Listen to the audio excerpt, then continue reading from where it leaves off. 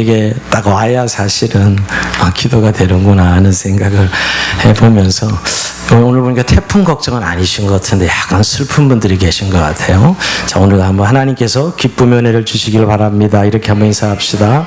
예, 약간 오늘 태풍이 걱정이 되셔서 그런지 또 하성 사건이 또 생각이 나서 그런지 예, 오늘 특별히 창세기 강의 우리가 60번째가 되고요. 형들과 야구에 드리는 제목으로 은혜의 말씀 나누고자 합니다. 자, 지난주 스토리가 너무 중요한 드라마틱한 스토리고 드디어 20년 만에 이 요셉과 이 요셉의 형들이 만나는 장면을 봤습니다.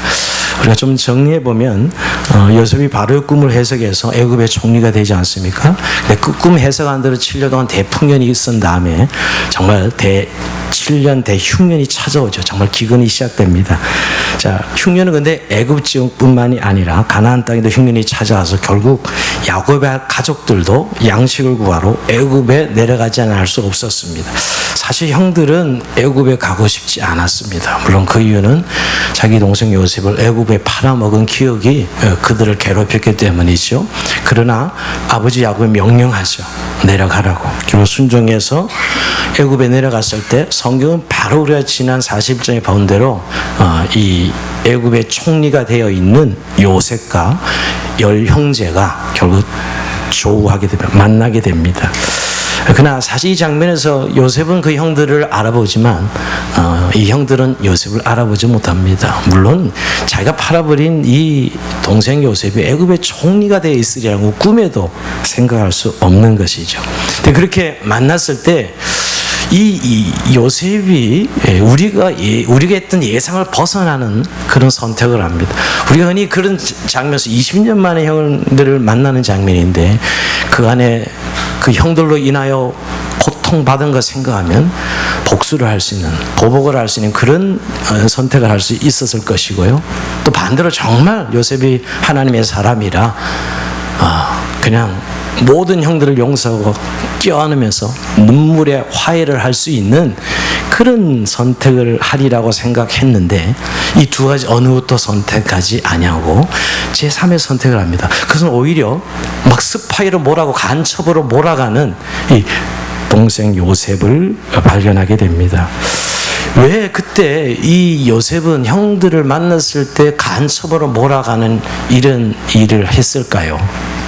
우리가 지난주에 살펴본 대로 그것은 요셉은 형들을 만났을 때 하나님이 20년 전에 주신 그 꿈을 하나님 말씀으로 생각했던 거예요. 여러분, 요셉은 20년 동안 내내 그랬지만 그 20년 전에 하나님께 자신에게 주신 꿈, 자기의 곡식단과 형들의 곡식단이 있을 때 형들의 곡식단이 절하는 것이었지요. 그것은 결국 이제 흉년이 찾아왔을 때 하나님께서 요셉을 통해 야곱의 가족을 구원하시고자 하는 하나님의 계시의 말씀을 꿈으로 받은 것이거든요. 요셉은. 그래서 그 꿈을, 즉 그 하나님 말씀을 기억하고 지금이야말로 우리의 가족을 이제 7년 대흉년이 시작되면 굶어 죽을 터인데 애굽으로 데리고 와서 7년 동안 살려야 되겠다는 하나님께서 주신 꿈을 가지고 막 계시의 말씀을 가지고 실천하는 것이었어요. 결국은 어떻게 하면 우리의 가족을 구원할 수 있을까에 초점을 맞췄기 때문에 우리가 흔히 생각하는 그 두 가지 선택, 복수하거나 그런 어줍지 않은 하해가 아닌 어떻게 하면 모든 가족을 애굽에 데려와서 살려낼까에 초점을 맞추고 오늘 형들을 스파이로 몰아간 것도 그 작전의 일환이지요. 근데 그렇게 이제 그 작전을 펴서 스파이로 몰아갔을 때 형들은 오히려 과거 20년 전에 동생을 애굽의 노예로 팔아버린 죄가 생각나죠. 아니, 생각난 게 아니라 이제 괴롭히는 것이죠. 그래서 그 죄값이다. 우리가 이렇게 된 것은 그 피값이라는 뉘우침을 우리가 지난주에 살펴봤습니다. 자, 오늘 이야기는 이제 돌아와서 벌어지는 이야기입니다. 자, 오늘은 참 돌아오면서 우선 제일 큰 문제는 자루에 돈이 들어있는 사건 때문에 이들이 혼비백산하는 내용이 나오고요. 그리고 애굽에서 있었던 일을 이제 아버지 야곱에게 보고하게 됩니다. 근데 보고하고 나서 이 집안이 난리가 나는 거예요. 정말 절망하고 원망하고 가족 간에 다툼 춤추는 장면 우리가 본문 속에 보게 됩니다. 아니 사실은 오늘 요셉을 통해서 이 가족구원을 계획하신 하나님께서 요셉을 미리 애굽에 보내셔서 구원을 펼치시는 이 과정에 있는데 이들은 이런 것에 대한 전혀 이해가 없기 때문에, 즉 믿음이 없기 때문에 오히려 그런 징조들을 보면서 불안해하고 떨며 두려워하는 이들의 모습을 우리가 본문에서 보게 됩니다. 저는 요즘 창세기를 묵상하면서 정말 우리의 삶의 실제가 이 성경 속에 담겨 있고 우리의 삶이 어떻게 살아져야 되는가를 보여주는 것이 오늘 창세기 말씀이라 생각이 들면서 오늘도 요셉 가족의 이야기가 아니라 오늘 우리의 삶의 이야기로 하나님께서 들려주시길 원합니다. 자, 지난주에 사실 중간에 좀 끊어서 26절까지 읽었는데 사실 좀 두 절을 더 읽었어요. 24절부터 오늘 읽은 이유는 여러분 이제 요셉이 어찌하든지 가족을 데려와야 되겠는데 그 데려오는 방법은 인질을 한 명 잡아놓고 9명을 곡식을 넣어서 보내는 일이었어요. 그리고 베냐민을 데려오라 하는 것이었습니다. 그래서 정말 그들을 그렇게 9명을 돌려보내면서 베냐민을 데려오라고 데려보내면서 한 가지 이 요셉이 한 일은 그 자루 안에 받았던 곡식값을 다시 도로 집어넣은 것이었어요. 이건 사실은 뭐 큰 일은 아니고 오히려 요셉은 자기 가족에 대한 애정 표현이지요. 그렇지 않아도 흉년에 어려운데 곡식값을 받지 않는 것이었어요. 근데 이것을 좀 받지 않게도 대놓고 이야기했더라면 별로 어려움이 안 당할 수도 있었는데 오히려 그냥 몰래 어떻게 보면 그 자루에다가 곡식 자루에다 받았던 곡식값을 도로 집어넣어서 돌려보낸 것이죠. 자, 근데 이제 돌아가는 가나안 땅 돌아가는 가정 속에 이 형들은 이것 때문에 난리가 납니다. 오늘 본문에 보면 26절 볼게요. 그들이 곡식을 나귀에 싣고 그것을 떠났더니 한 사람이 여간에서 나귀에 먹이를 주려고 자루를 풀고 본즉 그 돈이 자구 아기에 있는지라. 그가 그 형제를 말하되 내 돈을 도로 넣었더라. 보라 자루 속에 있도다. 이에 그들이 혼이 나서 떨며 서로 도로보며 말하되 하나님이 어찌 이런 일 우리에게 행하셨는가 하고 이렇게 진짜 난리가 납니다. 오늘 보면 서로 혼이 따서 떨며 혼이 떠날 정도로 떨었다 그래요. 그러면서 하나님이 우리에게 어떻게 이런 일을 행하셨는가 완전 절망에 빠집니다. 절망에 빠집니다. 그러니까 자신들이 지불했던 곡식값이 자기 자루 안에 그대로 들어있는 것이었어요. 근데 여러분 왜 이 형들이 이렇게 놀라는 거예요? 돈 생기면 좋은 거 아닌가요? 전 가끔 제 통장에 누가 잘못 집어넣어가지고 한 1억 정도 넣어놓으면 쓰지 않을까 이런 생각하는데요. 도둑년 신보죠. 가끔 잘못 계좌 이체해가지고 내 통장으로 한 1억이 딱 들어온다든지 이러면 권한이 좀 있다 그러긴 하던데요. 감사하게 쓸 텐데 이들은 돈 생긴 것 때문에 지금 난리가 났습니다. 왜 이렇게 놀라는 거예요 이 형들이요? 거의 죽게 된 사람들처럼 이렇게 하나님이 어떻게 일을 우리에게 행하셨는가 이렇게 놀라죠. 그러니까 이런 거죠. 자기들이 알지 못하는 가운데 뭔가 지금 일이 잘못되어 가고 있다 이런 생각이 든 거예요. 왜 그렇죠? 여러분 애굽에서 지금 곡식을 사면서 스파이로 몰렸거든요. 너희 정탐꾼들이지, 너도 간첩들이지, 이렇게 계속 추궁을 받으면서 안 그래도 지금 굉장히 어려운 상황 가운데 반드시 동생을 데려와야 되고 또 인질로 한 명 잡히고 이런 상황 속에서 그 지불했던 돈이 자기 자루 속에 다시 들어있는 것은 뭔가 이건 우리 그 잘못되어 가고 있고 이거 애굽의 총리가 우리를 죽이려고 작정을 한 것이지 뭔가 이걸 비밀이 건수를 잡아서 이번에 가면 완전히 우리를 죽이려고 작정을 했구나 이런 생각을 하는 것입니다. 한마디로 이 돈을 보면서 너희들은 이제 죽은 목숨이야 뭐 이렇게 느낀 것이죠. 가끔 영화 보면 여러분 뭐 이렇게 테러 암살할 때 보면 여러 명 암살할 때 보면 암살하기 직전에 뭔가 예고가 있잖아요.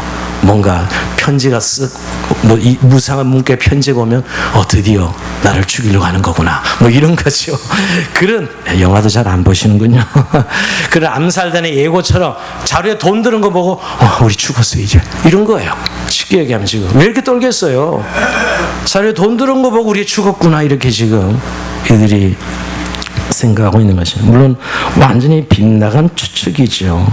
근데 하도 그 애굽에서 총리가 자기들 지독하게 신문하고 적대적인 그런 인물이라고 생각했기 때문에 분명히 자우란에 돈을 넣은 것은 우리야 이제 더 이상 거래할 생각이 없고 우리들을 죽인다는 이런 표시라고 생각이 든 거예요. 근데 여러분, 우리가 한번 왜 이렇게 놀래 떠는 거예요? 자루에 돈 들어있는 거 보고 왜 이렇게 놀래요? 근본적으로 우리가 생각해보면 이들은 하나님에 대한 믿음이 없어서 그래요. 이들이 보면 하나님 믿는 족장의 가정 아들들이지만은 하나님의 뜻이나 하나님의 계획에 대한 전혀 믿음이 없습니다. 어떤 삶에 대한 확신이 없는 것이지요. 오늘 사실 이들이 정말 양식이 떨어지고 그래서 정말 하나님께서 애굽의 양식이 있다는 것을 알려주셔서 양식을 구하러 갔다 오는 길이라면 어려움 중에도 하나님께서 우리 가정을 향한 구원과 그 구원의 계획을 믿고 그것을 긍정적으로 봤다면 이렇게까지 생각은 하지 않았을 것이에요. 근데 그들은 그런 전혀 확신이 없이 어쩔 수 없이 밀려서 갔다가 그것도 가기 싫은 애굽, 또 애굽의 동생을 팔아먹은 여러 가지 20년 전의 죄에 대한 기억들, 이런 여러 가지들이 결국 그들의 마음속에 모든 것을 부정적으로 보도록 만든 것이지요. 그러니까 어떤 예측하지 못한 일이 일어났을 때 자신의 그 죽음의 위협으로 느낀 것입니다. 사실 요셉은 좋은 뜻으로 자기 가족을 사랑해서 돈을 넣어준 것인데 이들은 사형 선고를 받은 것처럼 부들부들 떨고 있습니다. 여러분, 이건 우리도 사실은 삶에서 늘 자주 겪는 일이에요. 확신이 없으면 어떤 일을 맞이할 때 걱정과 근심이 찾아오고 두려움이 되는 것이죠. 그러니까 조그만 어려운 일만 당해도 이제 죽었구나, 뭐 이런 느낌이잖아요. 좀 어둠의 흔적만 그림자만 봐도 야, 이제 우리 이제 된통 당하겠구나, 뭐 이런. 특별히 상처가 많은 사람들은, 어려움을 많이 겪은 사람들은 조그만 어려움의 흔적만 봐도, 그림자만 봐도 막 겁을 내는 것이요, 떠는 것이죠. 결국 이것은 여러분 근본적으로 믿음의 사람의 관점에서 보면 믿음이 없는 거예요. 하나님께서 자신들 향한 구원의 계획에 대한 전혀 이해가 없고 무엇보다도 오늘을 살아가는 데 있어서 하나님 말씀을 붙들고 살아가지 아니하는 것이에요.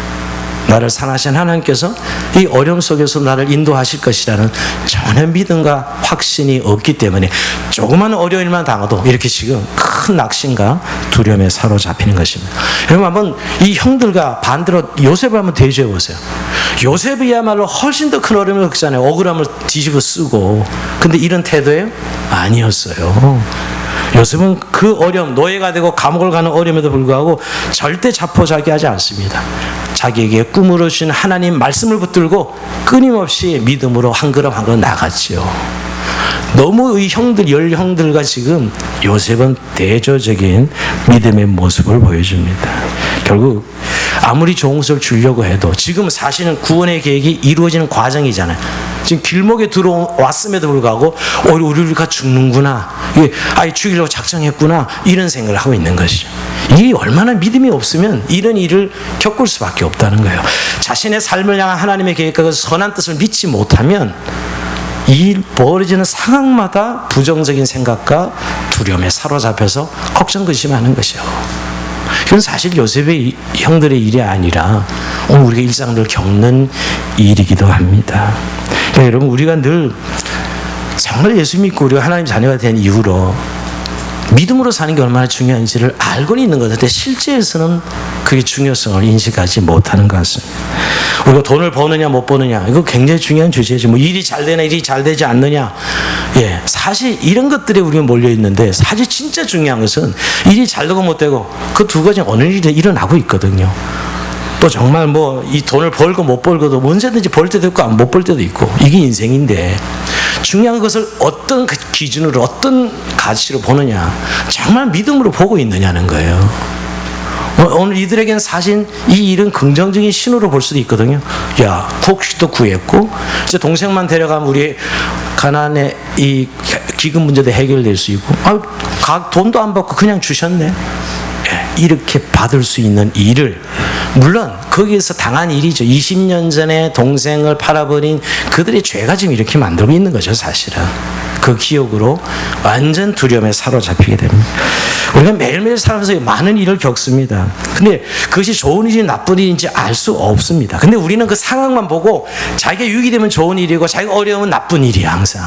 그럴까요? 아니요. 좋은 일이 나쁜 일일 때가 얼마나 많은데, 좋은 일이 가버리면 망하는 길이에요. 나쁜 일인 것 같지만 사실은 그것이 나를 살리는 일도 얼마든지 많습니다. 우리의 기준이 눈에 보이는 그것으로 자꾸 묶여있기 때문이죠.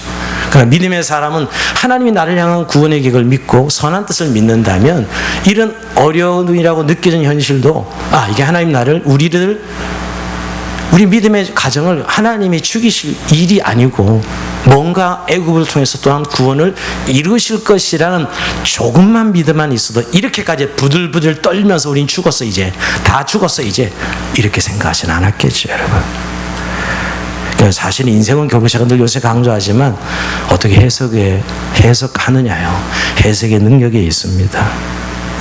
일어난 일을 보고 잘못 해석하는 사람들이 너무 많습니다. 그래서 그것을 세상 사람들은 전장일을 찾아가고 사주팔자를 보고 역학을 믿고 운을 믿죠. 세상은 운을 믿어요 여러분. 근데 그리스도인은 운이 하나님의 자녀가 된 이후로 무슨 우리에게 운이 필요해요. 하나님의 자녀로 이미 그는 우리를 사랑하시고 우리를 향한 계획을 펼치시고 가고 계신데요. 어떻게 우리가 가장 예수 믿는 기초적인 기초가 흔들리고 있는 거예요. 이 해석을 해내지 못하고 있는 거예요. 그래서 늘 불안해요. 늘 떨려. 물론 과거에 받은 상처 때문에 그러긴 합니다. 결국 우리가 이제 예수 믿고 그 기준이 믿음으로 사는 하나님 말씀, 하나님이 우리를 보는 삶의 관점으로 바뀌어야 되는데 여전히 내 자아가 보는 내가 판단하는 기준으로 살기 때문에 이 해석을 해내지 못하고 있는 거예요. 그래서 무슨 일만 당하면 죽었구나, 힘들구나, 걱정부터 찾아오는 것이죠. 그러면서 우리에게 일하는 모든 일은 정말 하나님의 관점에서 보면 다 신앙적이고 영적인 거예요. 그러고 보면 하나님 허락하신 아무 일도 일어나지 않습니다. 여러분 예수님께서 제자들에게 참새가 팔리는 것도 하나님이 아신다 그럽니다. 누가복음 12장 6절에 보면 여러분 참새 5마리가 2앗사론에 팔리는 것이 아니냐. 그러나 하나님 앞에는 그 하나도 잊어버리시는 바 되지 아니하는다 그랬어요. 어떻게 그 미물의 참새조차도 하나님이 팔리는 걸 하나님 허락하시는 일어나지 않는다고 말씀합니다. 뭘 이야기하고 싶어서 이런 이야기하는 거예요? 하나님 주권이죠. 근데 사랑하는 너희들이야말로 너희들에게 일어나는 모든 일은 하나님 허락 안에 일어난다는 거예요. 그렇다면 우리는 아무리 어려운 일이 일어나도 신뢰할 수 있는 것이죠. 나를 사랑하셔서 자기 아들을 십자가에 내어주는 하나님께서 왜 우리에게 좋은 길을 열어주지 않겠어요? 그렇다면 이렇게까지 두려워할 이유는 없는데 말이에요. 항상 일어나는 일의 의미를 파악하는 것이 내 기준이면 변하지 않는 거야. 여전히 예수 믿으면서도 운을 기원하는 사람은 아직은 이런 신앙을 이겨내지 못해요. 세상 사람들은 운을 따르죠 여러분. 우리가 하나님의 자녀가 된 이후로부터 하나님께서 우리를 사랑하셔서 우리의 삶을 인도하신다는 확신이 없이는 늘 만나는 일마다 이런 어려움을 겪을 수밖에 없는 것입니다. 근데 여러분 오늘 이들의 모습을 보면서 이제 한 가지 이렇게 떨며 불안해하고 죽었구나 생각하는 이 형들이 그래도 한 가지 잘한 일은 아버지에게 와서 야곱에게 있는 그대로를 보고합니다. 소상하게. 29절 볼까요? 그들이 가나안 땅에 돌아와 그들의 아버지 야곱이 이르되 그들이 당한 일을 자세히 알려 아뢰되 이렇게 얘기합니다. 자, 내용은 여러분 다시 똑같이 우리가 아는 내용을 똑같이 읽어서 한번 지난주에 보던 본문인데 그 애굽의 주는 아주 까다롭고 엄한 사람이었는데 우리를 막 간첩으로 몰아갔습니다. 근데 그래서 우리가 어쩔 수 없어 가족 생활을 자세히 설명했는데 설명하니까 계속 곡식을 사려면 집에 있는 베냐민을 막내를 데려와야 된다고 이야기했습니다. 그리고 한 명은 인질로 남아 있으라고 했습니다. 그래서 시몬이 인질로 잡혔다고 이야기합니다. 근데 돌아오다 보니 우리 곡식 자루에 보니 돈이 그대로 들어 있었다고. 어떻게 보면 이게 이제 이 내용을 그대로 보고한 것인데 제가 왜 정직하게 이들이 보고했다고 이야기하면 사실은 아버지에게 와서 이걸 어떻게 보고해야 될까? 형들은 전전긍긍하는 상황이거든요. 정말 진퇴양난입니다. 왜 그렇죠? 아버지에게 와서 이제 베냐민을 데려가야 됩니다 그랬을 때 아버지가 베냐민을 놓아주겠어요? 말도 안 되는 얘기잖아요. 이들은 압니다. 20년 전에 요셉을 잃어버린 후부터 아버지 야곱이 얼마나 동생 베냐민에 집착하고 있는지를 이들은 너무 잘 알고 있어요. 절대 베냐민을 데려갈 수 없어요. 그러면 이제 굶어 죽는 것이죠. 만약 베냐민을 데려갈 수 없으면 굶어 죽는 것이고요. 근데 그러면 여러분 시몬도 데려올 수 없잖아요. 그러니 이럴 수도 저럴, 그렇다고 해서 그냥 내려갈 수도 없는 상황이고, 이런 진퇴양난 속에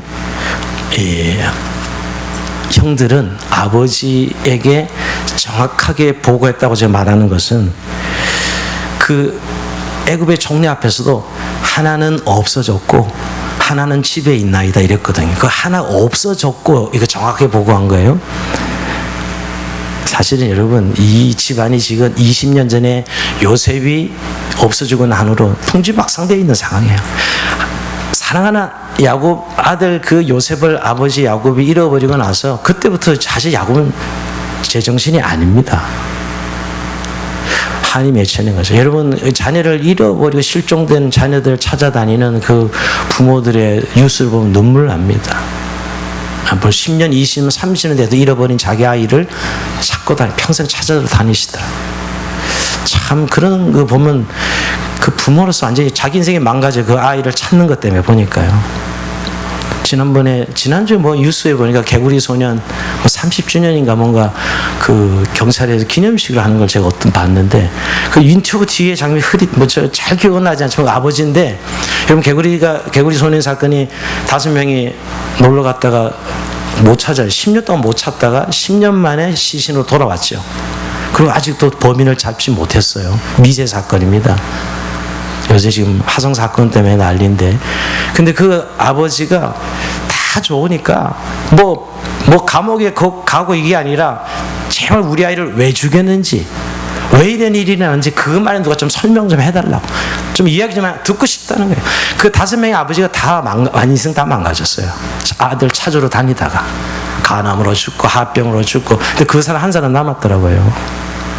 이 자식을 잃어버린 부모의 마음이 얼마나 큰지를 오늘 우리가 야곱도 마찬가지예요. 그러니까 사실 이게 근기어예요, 사실은. 근데 지금 보고를 그대로 하나는 없어졌고, 사실은 자기들 기준으로 하나는 죽었고 이렇게 얘기해야 되는데 아니죠. 더 정확해. 하나는 노예로 팔아버렸고 이렇게 보고해야 더 정확한 거죠. 여러분 지금 이 형들을 누르고 있는 20년 전에 동생 요셉을 애굽의 노예로 팔아버린 이 사건이 이들의 인생을 묶고 있는 거 아시죠? 근데 하나는 없어졌고 그대로 보고합니다. 얼마나 큰 양심의 고통을 당했을까 생각해 봅니다. 이런 일들을 지금 이 형들이, 야곱의 아들들이 얼렁뚱땅 거짓말로 넘어가지 않고 정확하게 보고했다는 거예요. 여기서 여러분 제가 좀 지혜를 짜본다면 이런 진퇴양난에 좀 잔머리를 잘 굴려서 해결할 수도 있죠. 거짓말에서. 요즘 이 시대는 거짓말이 굉장히 지혜로움이거든요. 그냥 위기를 싹 모면할 수 있잖아요. 지금 아버지를 설득해서 베냐민을 데려갈 수도 없고, 그렇다고 양식을 사러 가지 않을 수도 없고, 그럼 굶어 죽고, 이런 진퇴양난인데 얼렁뚱땅 거짓말에서 넘어갈 수도 있지요. 뭐라고요? 곡식 가져왔으니까 아버지 우리 곡식 잘 사서 왔고 또 다음에 또 사러 가는데 시몬이 없어졌잖아. 시몬은 오다가 옆에 다른 동네에 좀 지나다 온다 그래서 옆집 동네에 그냥 거기서 머물고 있다고 이렇게 거짓말 할 수도 있고, 애굽에 당한 일을 속이는 거죠. 그리고 뭐예요? 다시 갈 때는 어떻게 머리를 굴리면 되겠어요? 별 머리가 안 좋으시네. 근데 또 거짓말을 잘 꾸며야 될 거 아니야. 데려갈 때 어머니 하나 데려가면서 이게 베냐민이라고 그러면 되잖아. 애굽 총리 앞에. 웃으시는 분들, 그러면 이제 큰일 나는 거죠. 그 애굽 총리가 누구예요 지금? 요셉이란 걸 알면 그건 망하는 길이죠. 제 말은 사람들이 이렇게 거짓말해서 얼렁뚱땅 넘길 수 있다라는 거예요. 근데 이들은 사실 자기들이 노예로 요셉을 팔아버린 일부터 지금 이런 어려움을 당하고 있는 것은 절정에 달하고 있어요. 스파이로 몰아갈 때도 우리가 그들의 핏값이야, 죄값이야 이렇게 고백하잖아요. 근데 절정입니다. 결국은 정직하게 이제 이야기하는 거죠. 없어졌고, 사실은 20년 전에 이 형들이 요셉을 죽이려 하다가 안 돼서 노예로 팔아버리고 나서 집에 와서는 피 묻은 옷을 짐승의 피를 묻혀 아버지에게는 짐승에 찢겨서 죽었다 그랬거든요. 거짓말 보고를 했죠. 그 거짓말이 20년 내내 그들에게 고통을 준 거예요. 20년 내내. 그래서 이제는 더 이상 거짓말하지 않고 정직하게 아버지 야곱에게 이야기하는 겁니다. 부딪히는 거죠. 하나는 없어진 것에 대해서, 또 동생을 반드시 데려가야 되는 것에 대해서 일어난 상을 정직하게 보고하는 것이 진실을 알렸습니다. 사실 지금 우리 사회의 가장 큰 문제는 저는 거짓말이라고 이야기하고 싶습니다. 진실을 이야기하지 않고 진영 논리만 있어요. 그 진실이 중요하지 않고 이쪽 편이야 저쪽 편이야가 중요한 거예요. 중요한 건 진실이지 이쪽 편 저쪽 편이 아니거든요. 이쪽 편 저쪽 편 다 국가를 사랑하는 사람들이, 나라를 다 사랑하는 사람들인데, 중요한 거는 이쪽 저쪽이 뭐냐, 진리가 뭐 진실이 뭐냐는 거예요. 근데 항상 거긴 거짓이 있어요. 여러분, 우리가 어떤 문제를 만났을 때 진실이 답이에요. 얼렁뚱땅 넘겨서는 해결될 수 없다는 거예요. 오늘 사실 이들이 얼렁뚱땅 20년 전에 동생을 그래 짐승에 물려 죽었다고 하는 이 거짓말이 오늘 여기까지 이렇게 오고 있는 거잖아요. 그때 진실을 이야기했더라면 이런 일은 이미 해결되었을 텐데 말이에요. 그러니까 여러분, 어떻게 우리가 수렁에서 빠져나올 수 있는 유일한 길은 정직과 대면하는 거예요. 그러면 친친 관계했던 어려운 문제에 실타리를 풀 수 있습니다. 결국 요셉을 팔아먹고 거짓말을 했기 때문에 지금까지 이런 일들이 계속 벌어지고 있는 것입니다. 이들이 섭섭한 아버지 앞에 도저히 자식 요셉에게 꺼내서는 안 되는데 꺼내는 것도 결국 정면 돌파하는 것이죠. 그런 의미에서 이들이 참으로 믿음이 없긴 하지만 다행인 것은 아버지의 정확하게 보고해서 아버지를 설득하려고 하는 것이죠. 자, 근데 여러분, 이 보고를 들은 아버지 야곱 완전 패닉 상태에 빠집니다. 정말 주체하지 못할 감정, 큰 분노와 절망에 빠져. 36절 한번 읽어보겠습니다. 시작. 그들의 아버지 야곱이 그들에게 이르되 너희가 나에게 내 자식들을 잃게 하도다. 요셉도 없어졌고 시므온도 없어졌거늘 베냐민도 빼앗아 가고자 하니 이는 다 나를 해롭게 하미로다. 아멘. 여러분, 지금 이 야곱이 한번 잘 보세요. 이 본문 잘 보면 지금 어떤 느낌이냐면 시몬이 안 온 거 보고 시몬이 죽었다 생각해요. 여러분, 벌써 20년 요셉을 그렇게 잃어버렸기 때문에 요셉이 시신을 본 게 아니거든요. 피 묻은 옷자락만 봤지. 벌써 시몬이 안 보여. 죽었다. 벌써 시몬 죽었다고 생각하고 있는 것이. 그리고 이제 베냐민 보내면 베냐민도 죽을 것이 생각하고 있어요. 요셉 죽었고 시몬 죽고 베냐민도 우리 아들 다 죽일 거네 니네들? 이렇게 얘기하는 거예요. 완전 패닉 상태에 빠집니다. 아니, 요셉도 죽고 없는 상황에서 너희는 뭘 잘못해서 시몬까지 죽이고 또 이제는 아직 베냐민까지 데려가서 다 죽이려고 하느냐. 이렇게 지금 완전히 절망 상태예요. 사람이 이렇게 어떤 절망에 빠지면 완전히 분별하지 못할 정도예요. 자신의 감정을 전혀 주체하지 못하면 그의 마음은 이미 무너져 있었고 완전 절망이에요.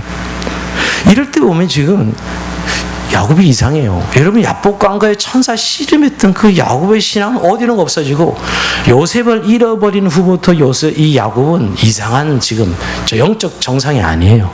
신앙생활에 완전히 이 상황에 대한 절망, 아들에 대한 원망들, 이 형제들에 대한 자네들 원망만 남아 있습니다.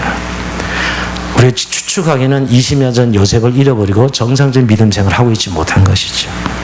불신 그 자체가 꽉 깔려 있으니까 벌써 보이지 않는 시몬을 죽었다고 생각하고 이미 베냐민 지금 옆에 있는 베냐민을 보는데 죽이려고 작정했느냐고 이미 죽은 걸로 생각하는 거예요. 이런 상황 속에 여러분, 그 장자라고 하는 르벤이 제안을 하는데 이 정신 나간 제안이다. 저는 그렇게 생각합니다. 37절 이렇게 제안합니다. 한번 읽어봅니다. 시작. 르벤이 그의 아버지에게 말하 이르되 내가 그를 아버지께로 데리고 오지 아니하거든 두 아들을 죽이소서.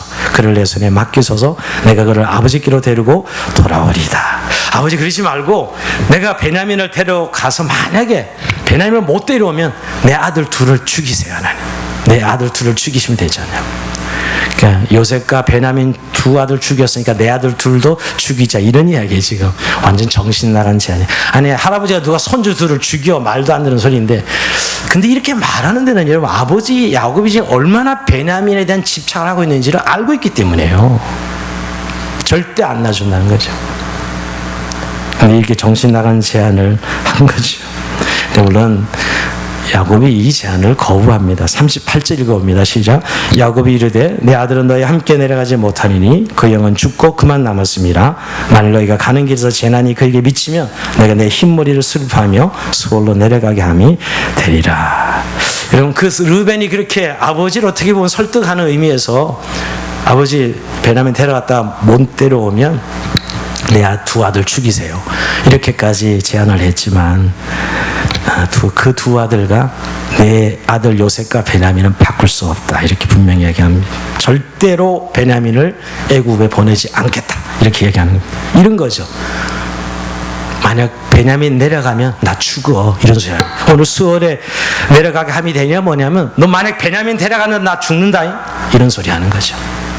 이 소리에 지금요. 쉽게 얘기하면 만약 베냐민 애굽에서 나 죽어. 절대 포기하지 못해. 그러면 어떻게 되는 거예요? 야곱의 가정은 다 굶어 죽는 것이죠. 여러분 오늘 이 본문을 보면서 지금 오직 야곱은 이 요셉을 잃어버린 이후로부터 이 베냐민에 대한 집착으로 살고 있어요. 정말 여러분 그 집착을 포기해야 야곱의 가족은 구원받아요. 그 7년 내 힘으로 살아갈 수 있어요. 지금 야곱이 붙들기는 자기 집착과 고집이죠. 요즘 우리 말로 하면 자존심이에요. 사람들이 정말 예수 믿고도 믿긴 믿어요. 근데 정말 어떤 상황 속에서 하나님 말씀을 붙드는 것 같았지만 아니요. 자기 고집이죠. 절대로 베냐민은 난 포기 못해. 집착과 자존심이요. 자기 고집입니다. 우리가 예수 믿으면서 왜 늘 제자리에서 머물고 있냐 하면 이 집착을 버리지 않고 있습니다. 우리가 늘 제자리에 믿긴 믿어요. 열심도 내요 사실. 근데 포기할 거를 내려놔야 될 걸 내려놔야 돼. 이 기준은 자기 기준이죠. 내게 베냐민이 어떤 존재인데 너희들이 나를 이 베냐민을 데려가려고 해. 근데 여러분 하나님 지금 이 계획은 이 베냐민을 데려가는 계획은 구원 계획이었어요. 하나님 쪽에서 보면 이 가정을 살리려고 내려가려고 하는 하나님의 계획인데도 끝까지 못 내려 붙들고 있는 것이 이 야곱이야. 이 믿음의 족장이 지금 완전 불신앙입니다. 하나님 계획에 대해서는 아무런 이해도 없고 오히려 가족을 전부 몰살시키려고 작정하고 있는 것이죠. 결국 여러분 다음 주일 설교의 개봉박두 이르면 이르리라 드디어 야곱이 변합니다. 이게 우리의 신앙생활이에요 사실. 근데 우리는 끝까지 한번 붙들 수 있는 데가 붙들어 보는 것이죠. 여러분 우리 생각을 내려놔야 돼요. 우리가 예수 믿고 여전히 기준이 말입니다. 하나님과 관계가 제일 중요하다고 말하면서 하나님 관계가 왜 중요한 거예요? 이제까지 내 삶 내 자아의 기준으로 하나님을 봤다면 예수 믿고 하나님 자녀가 되면 영광스러운 하나님 자녀가 되면 이제 하나님의 기준, 하나님의 관점에 자기 인생을 봐야 되는데 이 믿음의 눈이 없는 거예요. 그러니까 늘 붙들고 있는 거죠. 사실은 변화는 일어나지 않습니다. 그냥 거기서 맴돌고 있는 것이죠.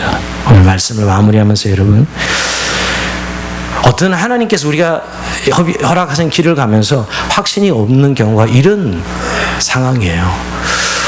어떤 사람들은 참 조금만 어려운 일만 당해도 야 나 죽었다 이 저주의식에 사로잡혀서 그 감정을 해결하지 못해요.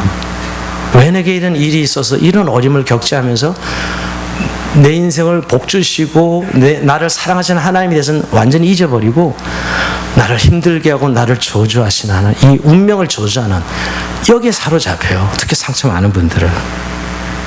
그래서 두려움에 빠지고 서로 오늘 이 형제들 싸우잖아요. 아버지와 싸우고 다투고 원망하고 불평하는 것이에요. 사실은 아까도 말씀드렸지만 이 일은 지금 하나님께서 이미 이 흉년에 임할 것을 알고 요셉을 미리 보내서 야곱 가족을 구원하시는 하나님 큰 구원 계획이 이루어져 가고 있는 상황인데 이 하나님의 구원의 계획에 대해서 이들은 전혀 받아들이지 않고 있는 것이죠. 여전히 절망하고 서로 정죄하고 원망하고 있습니다. 하나님 말씀이 없으면 바로 항상 우리가 여기 머물게 돼요. 이 시점에 머물게 됩니다.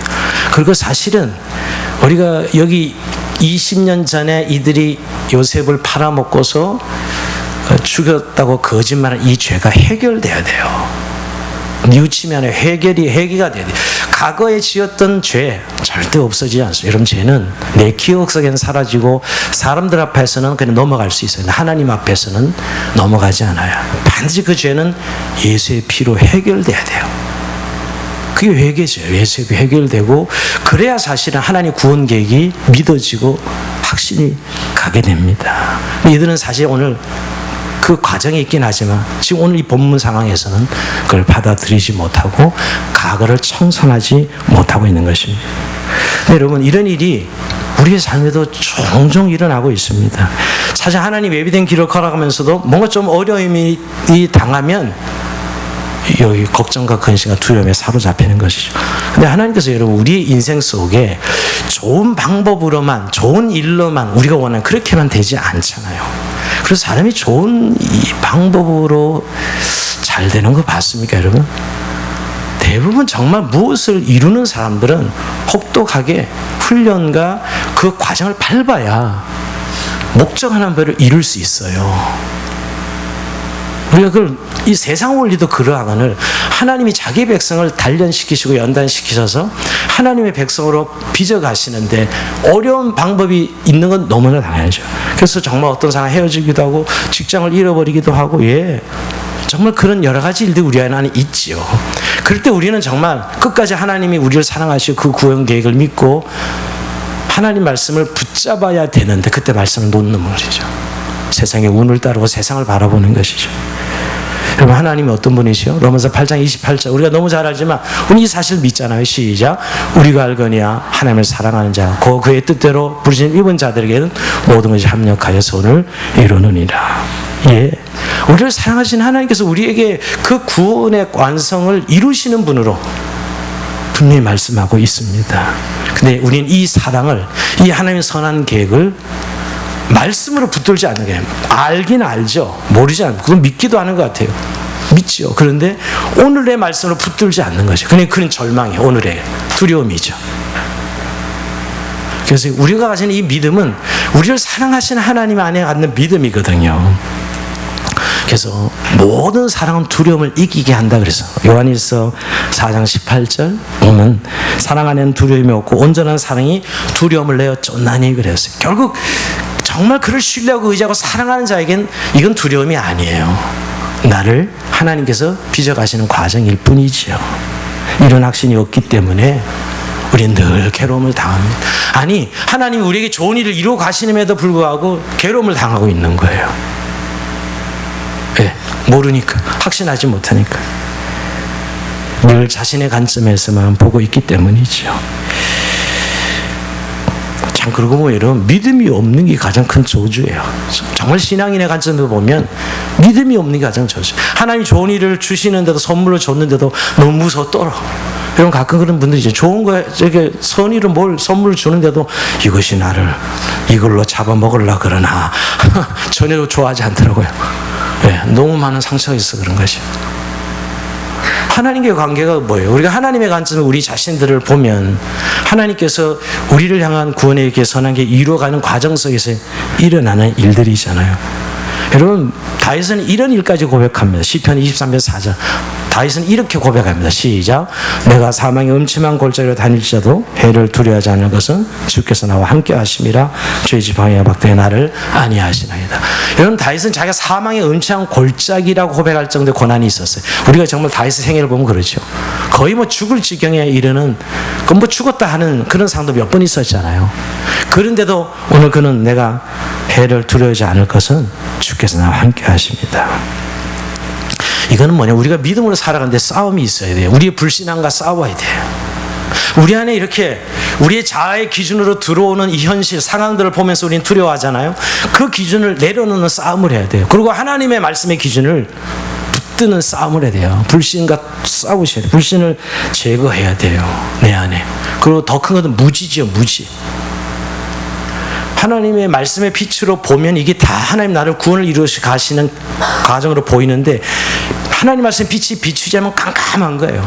이번 한 주간 시편 119편을 묵상하면서 끊임없이 시인은 내 말씀이 내 발에 등겨 내 길에 빛이니다 하면서 말씀이 비출 때 아무리 고난이 와도 보이거든. 아, 이게 하나님이 나를 인도하시는 과정으로.